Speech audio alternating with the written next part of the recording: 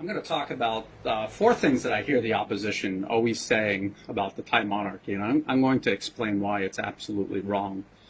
But before I do that, I want to make two things clear. Number one, Thai politics is the business of Thai people and Thai people alone, and I, as an American, am only talking about it because my government is funding the core organizations behind the anti-government protests.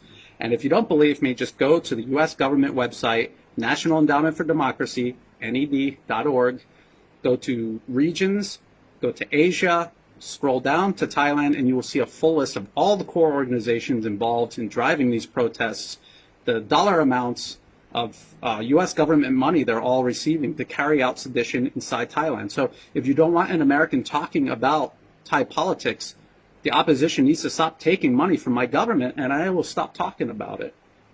And number two, I want to make something else really clear. When I talk about the protests, I'm not talking about these kids being drawn out into the streets.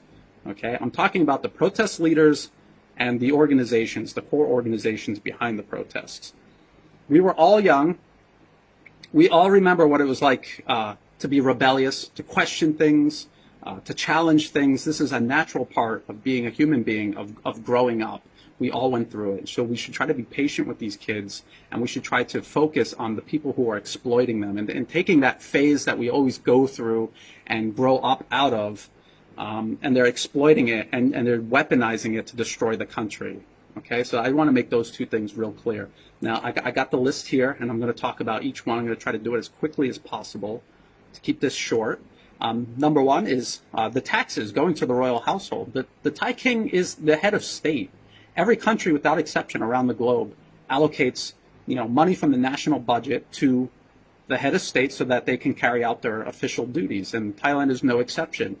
When this money is going to the royal household, it's not just going to the king, it's going to a large number of people who support him in him doing those duties. Those are all jobs that people have, money that they're using to support their family, and money that goes back into the Thai economy. So it's not like the king is just taking this money from the Thai people. It's just ridiculous. It makes no sense. And another thing is the amount of money that the Thai king gets. Thanathorn, this billionaire opposition leader, is always on about 8.9 billion Thai baht, which sounds like a huge number. But when you look at what percentage of the national budget that is, it's 0.27%. It's not even half of 1%, because the national budget is 3.2 trillion Thai baht. Okay? So right there, just look at that. They intentionally present that to the protesters, leaving out all of this context just to get them upset, just to upset them and turn them against the monarchy. When even if they were somehow able to get rid of the monarchy, that money would still have to go to whoever was the head of state. So it's not like the money would be spent on something else. It would still go to the head of state for them to perform their duties. There's no country that doesn't have a head of state. Number two, let's just go to number two. There are these accusations that the king somehow organized the death or the disappearance of this activist, Wan Chalern. All right? There's absolutely no evidence one way or the other of what happened to Wan Chalern. He was nobody when he was in Thailand. He fled to Cambodia. He was even less of anyone when he was in Cambodia. The government or the monarchy had absolutely nothing to gain by him disappearing or dying. He was a very minor figure in the opposition movement. So to do anything to him would just risk turning him from nobody into like a very visible martyr for the opposition to rally around, which would be more of a motivation for the opposition to have had him disappear.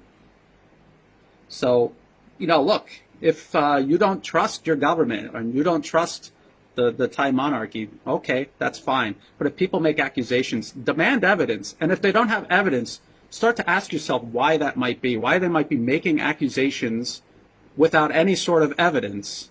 And ask yourself, is this really a movement that you want to be a part of, a movement that says things but can never prove it? Number three, what has the Thai king done for Thailand? That's something the opposition leaders love to say all the time. What has he done for Thailand? They portray him like he's some sort of parasite just feeding off of the country. Well, while the protesters were blocking roads in Bangkok, vandalizing public property, costing Thai people tax dollars to clean it up and repair it. The Thai king was up country rallying support for flood victims.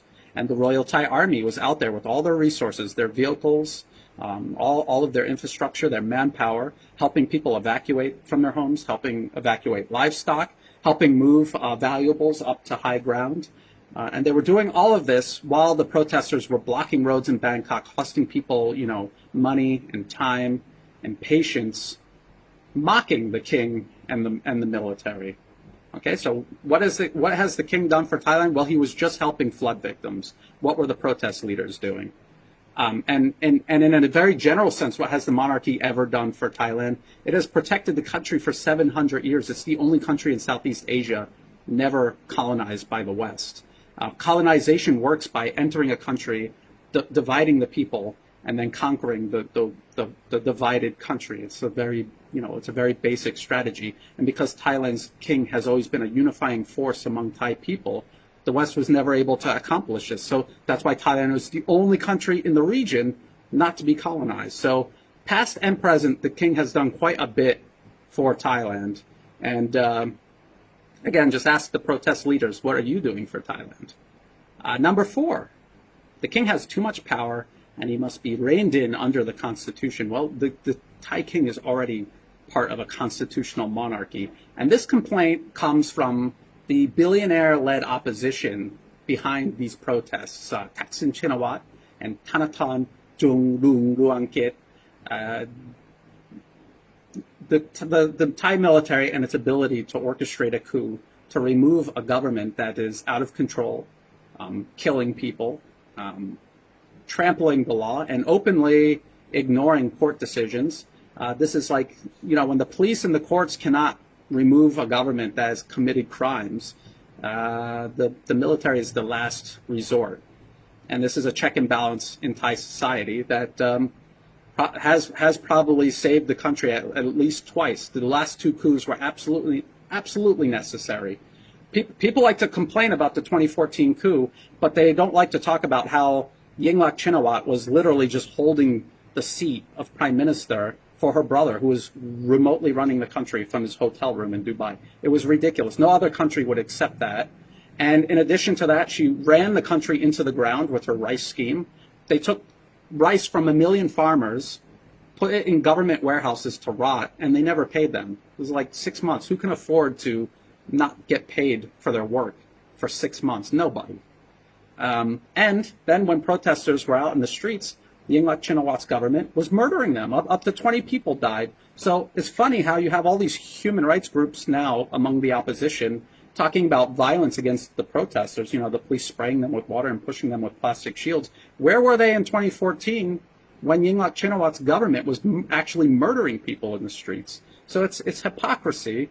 And this last point about reining in the king's power is just so that people like Thaksin Shinawatra and Thanathorn Juangruangkit can just come back into power and have no one there to stop them. So it's a very selfish, self-serving demand. And they use all of these lies and rumors about the king and how he does nothing. And they just, they're preying on these kids who are by nature rebellious. They're just preying on them, turning them against the king just so that they can remove this obstacle for they themselves to just come into power. So keep all of those things in mind. I don't think that it's going to change the mind of protesters for them to see this video. I remember when I was a kid how stubborn I was, and I accept that. But what I would hope is that people around these protesters, if they're your friends or they're your family, you can at least plant a little seed in their mind so that as they grow up and they mature a little bit, or they start to see kind of cracks in the narrative of these protest leaders, or if they check the U.S. government funding and they're like, wow, they are funded by the U.S. government. Why are they lying about it to us? Why are our leaders lying to us? That seed will grow. And it's okay for them to question the government and to hold the government accountable for many things. But what this is about, what the protest leaders and the foreign government funding them, what this is about is just dividing and destroying Thailand, to finally divide and destroy the country the way Western empires have tried and failed for over 700 years. Just keep that in mind.